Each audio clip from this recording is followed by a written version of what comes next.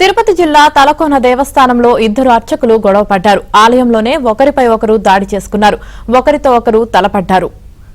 తలకోన సిద్దేశ్వర ఆలయంలో అర్చకుల నియామకంపై కొన్నాళ్లుగా వివాదం నడుస్తుంది. ప్రసన్న అనే అర్చకుడు అడ్డదారిలో ఉద్యోగంలో చేరి పూజారి ప్రసాద్ ఆరోపిస్తున్నారు. ఈ వ్యవహారంపై తిరుపతి ఈవోకు కూడా ఫిర్యాదు చేశారు. ఈ క్రమంలో ప్రసన్న ప్రసాద్ మధ్య గొడవ ముదరడంతో గర్భాలయం ఎదుటే కొట్టుకున్నారు.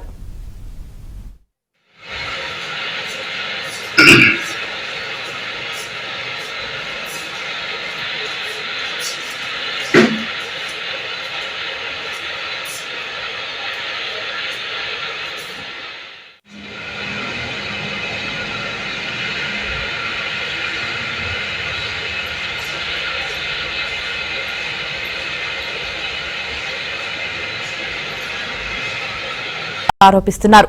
ఈ వ్యవహారంపై తిరుపతి ఈవోకు కూడా ఫిర్యాదు చేశారు.